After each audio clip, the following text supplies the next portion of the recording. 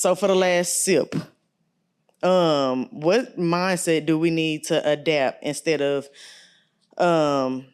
especially for the next generation It watching sounds us? like we need to adapt what my mom and my daddy used to say, and other people and teachers used to say all the time.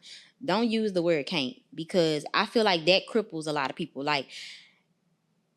And I think that more people are bound by fear than they really believe, because that's really the only thing. Because even if I think about what would be if I leave my job, say for instance I didn't have Carrie, or he didn't have a job, if I had him and he didn't have a job, and it was just me, him, and Kari, and we were riding on my income, and I said, this job make me unhappy, I don't want to be at this job. I could still make the decision, even with knowing that my family rides on this income. I could still make the decision and say, this job don't make me happy, I'm leaving, right? But what comes with that, and some of the consequences I will know, and some of them I won't.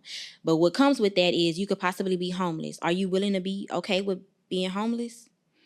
Are you willing to be okay with what the world might see you as if you become homeless? Are you willing to not be able to have a car? Are you willing to ride the bus? Because if you don't have a car, then you might have to ride the bus. Are you willing to walk? I have that choice to say, nah, I'd rather just be unhappy at my job.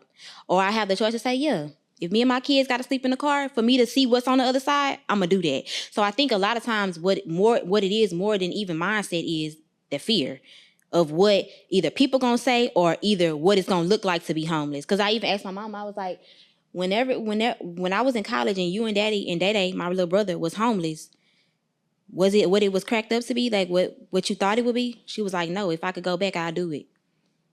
I'll go back and live in a storage. People, they don't, like you said, they work out of fear, but they don't even know what's on the other side.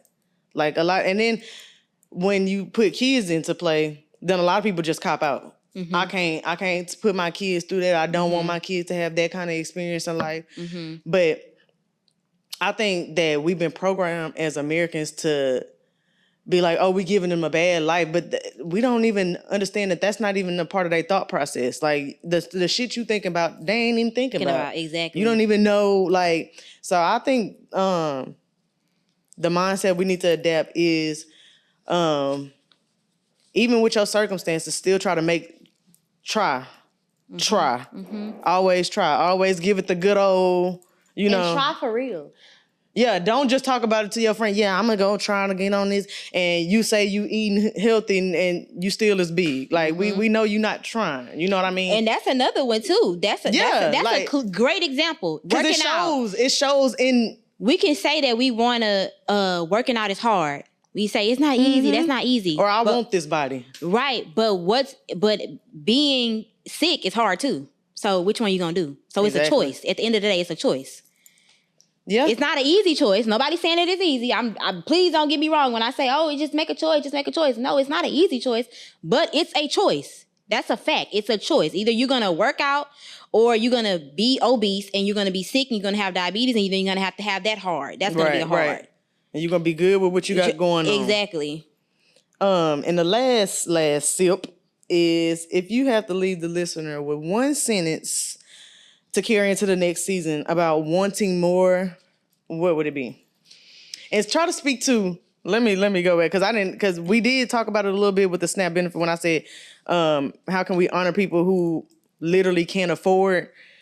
Try to speak to somebody who would need these encouragement, somebody who would probably are playing from behind the goalposts. My advice on SNAP and on this and on that, whatever. If you're grown up like that, I would say if you leave out of high school,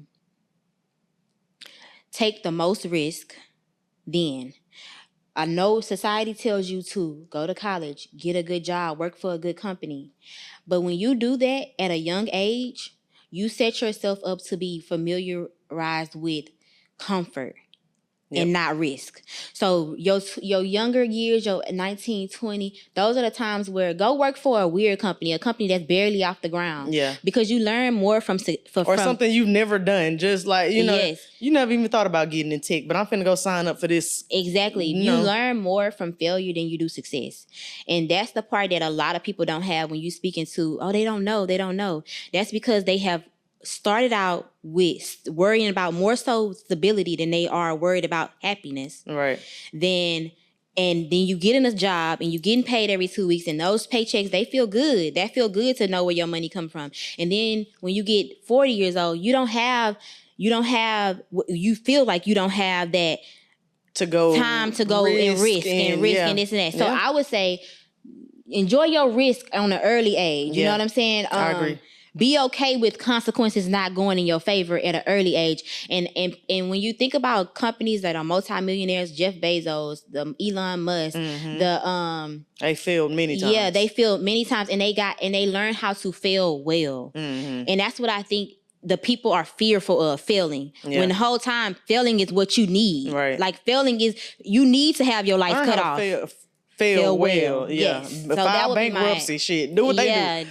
Mine would be kind of the same thing. Because I seen a video, a lady speaking on, like, somebody asked her on CNN, what do you think this new generation should be striving towards when it comes to careers, building a skill, longevity careers? And she said, make yourself the brand. You work for multiple little companies and do with your service. Yes, you're the service. You don't go lock into one company for 20 years. That's not what we're doing anymore. And she did also say get into tech. So if y'all confused about what y'all should do when y'all young, tech, AI is taking over, get into that.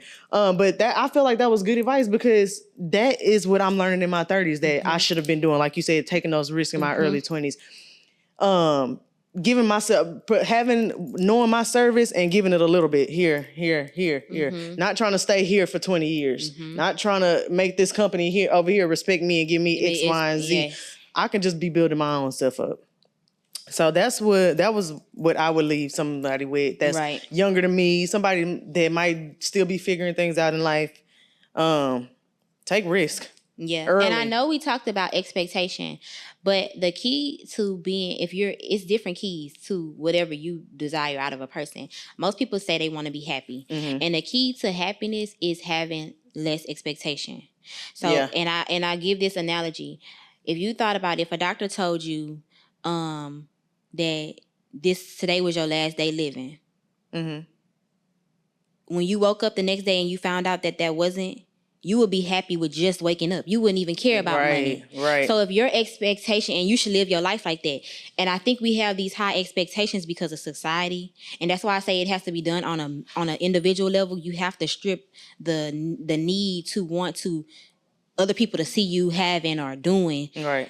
Because ultimately, if you lower your expectation, your happiness can go through the roof. If you didn't have the expectation to live in this $1 billion house, $1 million house, and even $1,000 house. Yeah, then you got it. You'll be like, damn. That's good. You know? Every time your expectation rises, it's further away from happiness. Yeah, that makes sense. It's like a balance like this. You go up like this, and this go down. You go down, this go up. If all you wanted was a $40,000 job, and you only needed 30 to live, you would be happy. Yeah, I agree. Well, there's another full cup of conversation. Definitely full. We still kind of disagreed on that one a little bit, but I think we came to a little bit of a common ground. Now, I think I'm seeing. But I knew we were gonna disagree, because when I laid it out to my mentor too, she was like, "Y'all not gonna agree, Krista, because your upbringing." Yeah, and that's why I'm saying we come in, and that's what makes this podcast so great. Again, yes, is because we come from two totally different places. So y'all not gonna get the girl. You're not getting that. You're not getting that over here. Hope y'all cups are full. See y'all next week. That's another cup. Bye.